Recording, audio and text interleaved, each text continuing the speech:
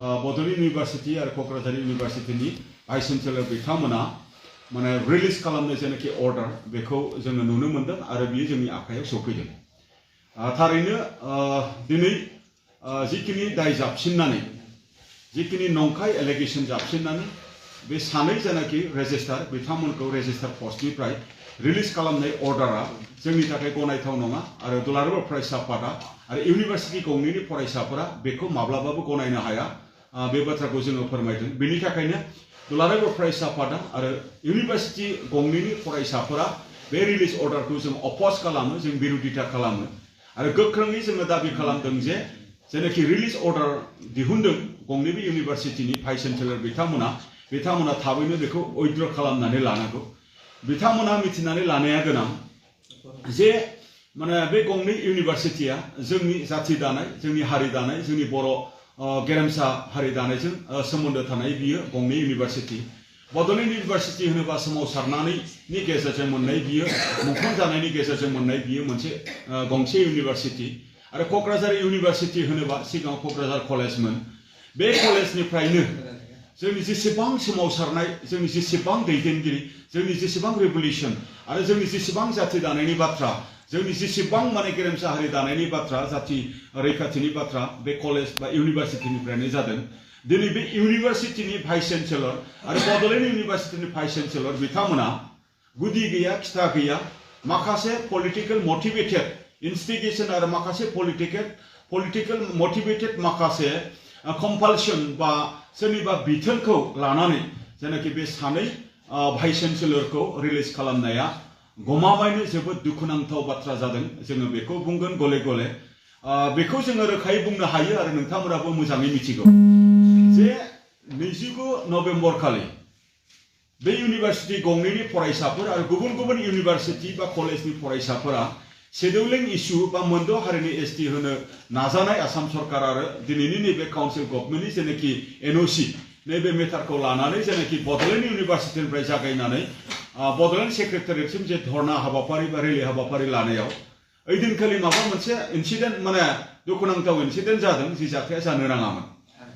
आरो बे जाथायखौनो दाय होनानै बिटिसि सेक्रेटारियेटनिफ्राय बिटिसि एसेम्बलि बा बिटिसिनि केबिनेट माने हाउसआ डिसिसन लानानै बै बिथां रेजिस्टार सानैखौ रिलिज खालामनांगौनि थाखाय गंनैबो इउनिभार्सिटिनो लेटार गांसे लिरहरनायखौ जों नुनो मोन्दोंमोन। नाथाय दिनै सेक्रेटारियेटनिफ्राय लिरहरनाय जेनाखि लेटार बेबो मोनसे इलजिकेल आरो बियो मोनसे एभिडेन्स गैयै आरो बियो मोनसे नाजावथावै बियो मोनसे लेटारमोन आरो दिनै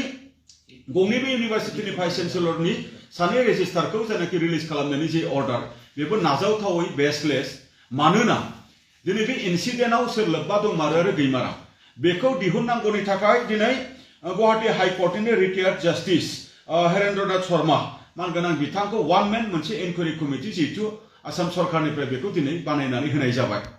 बे इनकुवेरि कमिटिया दिनैसिमाव इनकुवेरिनि प्रसेसखौ जों मिथिनायाव जागायाखै। फेक्ट फाइन्डिं बेवहाय खुनु माने जागायाखै। दायनिगिरिया सोर आरो बेवहाय माने सोरहा दाय दंमारो बिनि गासै बाथ्राफोरखौ जोङो तदन्तनि उनावसो जोङो मिथिगोन। अब्ला तदन्तनि रिजाल्टआनो फैयाखै, बेवहाय एभिडेन्स जेबो फैयाखै। गंनै इउनिभार्सिटिनि भाइस चेन्सेलरा बे गाव गावनि इउनिभार्सिटिनि रेजिस्टारखौ बोरै खुनु खारन गैया हसियायै बेदि रिलिज खालामनो हायो बिथांमोननियाव जोङो प्रश्न खालामदों आरो बिथांमोननि जिखिनि रिलिज खालामनायनि जेनाखि मोनसे इनिशिएटिभ बियो मोनसे प्रश्न खालामथाव आरो क्वेश्चनेबल जादों आरो डाउटफुल जादों। मानोना बिथांमोना इउनिभार्सिटिनि माने जेनाखि एग्जिकिउटिभ काउन्सिल बेवहायबो बिथांमोना मिटिं जायाखै होननानै जोङो मिथिगौ आरो बेवहाय जिखिनि एपइन्टिं अथरिटि बेवहाय माने भाइस चेन्सेलराबो नङा होननानै जोङो मिथिगौ। बेवहाय माने चेन्सेलरासो एपइन्टिं अथरिटि आरो दिनै आसामनि गभर्नर मानगोनां बिथाङानो जिहेतु गंनैबो इउनिभार्सिटिनि चेन्सेलर बिथांनिफ्रायबो गंनै इउनिभार्सिटिसिम बिथां सानै रेजिस्टारखौ माबा मोनसे दाय मोननानै रिलिज खालामनांगौनि थाखाय जेबो बेबायदि नट गैया आरो बेबायदि लिरनाय बा नटिस गैया होननानै जोङो मिथिगौ। अब्ला बबे राहाजों माबायदि थांखिजों बबे बेबस्थानि गेजेरजों मा जुक्तिनि थाखाय दिनै बे गंनै इउनिभार्सिटिनि भाइस चेन्सेलरा बे सानै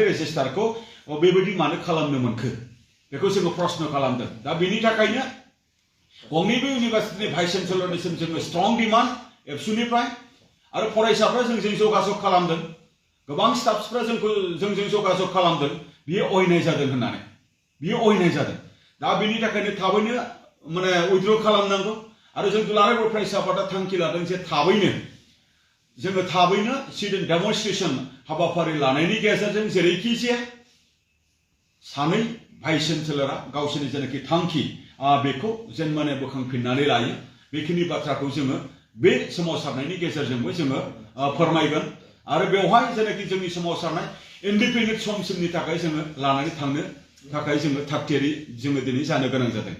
जों दुखु मोनदों जाय माने इउनिभारसिटिनि भाइस चेन्सेलर बिथांमोना साख्रि मावनो फैदों ना दिनै जोंनि अनुष्ठान प्रतिष्ठान बेखौ बुथारनो थाखाय बा जोंनि फरायसाफोरनि जेनाखि मोनसे मिजिं आसा जेनाखि थांखि बेखौ बुथारनो थाखाय बिथांमोना बेवहाय साख्रि मावनो फैदों जोंनि बिथांमोननि खाथियाव सोंनाय प्रश्न आरो बिथांमोना साख्रि मावनो जुदि फैदोंब्ला बिथांमोना सोरनिबा पलिटिकल बेबायदि मोनसे मटिभेटेड माखासे खामान बा सोरनिबा पलिटिकल मटिभेटेड माखासे इन्स्टिगेशन बेखौनो लानानै जुदि रिलिज खालामदोंब्ला बिथांमोना हुसियार जानाया गोनां आरो गमामायैनो बिथांमोना बै इउनिभारसिटिनि डेभेलपमेन्टनि थाखाय खामानि मावनो फैदोंब्ला स्टुडेन्ट फ्रेटारनिटिनि थाखाय खामानि मावनो फैदोंब्ला बिथांमोना सिभिल ससाइटि आरो ओनसोलनि स्टुडेन्ट आरो गावनि माने इउनिभारसिटिनि स्टुडेन्टफोरजों मिलायलायनायनि गेजेरजों बे इउनिभारसिटिखौ सालायनाया मोजां नङाब्ला बिथांमोना फैबाय थानाय समाव गोबांथार सिचुएशनजों मोगा-मोगि जानांनोबो गोनां जानो हागौ बेखिनि बाथ्राखौहाय दिनैनि नैबे प्रेस मिटनि गेजेरजों जोङो फोरमायहरदों गोजोन्थों 27 नभेम्बराव सोमावसारनो पारमिसनखौ रेजिस्टारा होदोंमोन दा बेवहाय जोंनि मिथिनायाव माने रेजिस्टारा सोमावसारनायनि हाबाफारिनि पारमिसन होनो हाया मानो होनबा रेजिस्टारनि गोजौआव गंनैबो इउनिभारसिटियाव भाइस चेन्सेलर दङ आरो बे गंनैबो इउनिभारसिटिनि भाइस चेन्सेलरनियाव सोंनानै पारमिसन लानानै फरायसाफ्रा 29 नभेम्बरनि जेनाखि शेड्युलिं इस्युनि एगेन्स्टआव जिखिनि रेलि हाबाफारि लानाय बेवहाय बाहागो लादों होननानै जोङो मिथिगौ आरो फरायसाफ्रा जोंनो मिथिहोदों जोङो बेबायदि बाथ्राखौ जोङो दिनै जों मोनदों दा दिनै गमामायैनो बै 29 नभेम्बरनि इन्सिडेन्टखौ लानानै बे सानै रेजिस्टारखौ बिथांमोना बिदि दाय जाबसिननानै रिलिज होदोंब्ला बिनि पारमिसन ग्रेन्टिं अथरिटियाथ' भाइस चेन्सेलर अब्ला बिथांमोनानो सिगांग्रो माने पानिशमेन्टखौ मोनग्रोनांगौ बै दिनखालिनि जाथायनि थाखाय अब्ला बिथांमोना गावसोरखौ दाय रुजुननायनिफ्राय माने बासायनानै दिनै गुबुन इनोसेन्ट मानसिखौ बेबायदि दाय जाबसिननानै बेबायदि मोनसे माने पजिशननिफ्राय जोंनि रोंखा राखा सासे जयग व्यक्ति बिथांमोनखौ बेबायदि पस्टनिफ्राय बेबायदि जानगार खालामनो नागिरनाया जोंनि थाखाय खुब दुखुनांथाव बाथ्रा जादों बेखौ जोङो जथेस्थ जोङो दुखु मोनदों दिनै माने जोङो माने आबुल ताबुल बा जोङो जानला मोनला बहानिफ्रायबा फैनानै जोंनि सोमावसारनायखौ जेबो मिथियै हारिनि थाखाय जेबो मिथियै सोमावसारनायजों जेबो लोब्बा गैयै बैफोरबायदि मानसिफोरा मालाबा बेबायदि जोंनियाव डिसिसन हयथ' लाफैनो हागौ बेखौ जोङो सांग्रां मोनसे अर्गेनाइजेसन हिसाबै जोङो नोजोर होबाय थाबोदों आरो दाबो जोङो नोजोर होदों बेनि थाखायनो नैबे बिथिङावबो स्टुडेन्टफोरनि इन्ट्रेस्टआव आरो जोंनि लकेल इन्स्टिटिउसन आरो बे लकेल इन्स्टिटिउसन बेखौ जोंहा गोजौ फारसे लांनांगौनि थाखाय बयहाबो दायित्व दंखाय आरो जोंहाबो दायित्व दंखाय जोङो बे इस्युखौ जोङो रेज खालामदों गोजोनथों राजखान्थिनि खैसार दं होननानै सानो निश्चय बेवहाय राजखान्थिनि खैसार दङ होननानै जोङो सानो मानोना बे रेजिस्टार सानैखौ बिटिसि माने जेनाखि एसेम्ब्लिनिफ्राय केबिनेट डिसिसन लानायनि गेजेरजों बिथांमोनखौ रिलिज खालामनांगौनि थाखाय गंनै इउनिभारसिटिनि भाइस चेन्सेलरनो लेटार इस्यु खालामनाय जोङो नुनो मोनदों बै दिनखालि नाथाय बै बिथांमोननि जेनाखि बिटिसिनि जेनाखि मोनसे माने नटिस हरनाय बिथांमोननिया माने बियो सासे माने रेजिस्टारखौ रिलिज खालामनो बिथांमोना हरदोंब्लाबो बिथांमोननि हरनाय जेनाखि अर्डार बियो इनभेलिड मानोना एपइन्टिं अथरिटिया गभर्नर जायो आरो माबा मोनसे दाय जुदि एभिडेन्स जुदि बेवहाय फोरमान जायोब्ला बिनि एक्शनखौ लानो हायो माने चेन्सेलरा माने गभर्नर बिथाङा मानगोनां बिथाङा दा बेखायनो दिनै बै दिनखालिनि जाथाय आरो बिटिसि काउन्सिलनि केबिनेटनि जेनाखि अर्डार बेखौनो लानानै आरो बेबायदि माखासे एक्शनखौ दिनै जुदि लादोंब्ला बियो निश्चय पलिटिकल मटिभेटेड बियो खैसार होननानै जोङो सानो आरो बियो रोखा दिनै जाबाय जोङो बेखौ नुदों आरो इउनिभारसिटि गंनैनि भाइस चेन्सेलरा बेबायदि मिसगाइड आरो बेबायदि मिसलिड माने जुदि जायोब्ला बे इउनिभार्सिटि गंनैखौ बिथांमोना माबायदि सालायगोन जोंहा बिथांमोननि सायाव डाउट दङ। गोजोन्थों।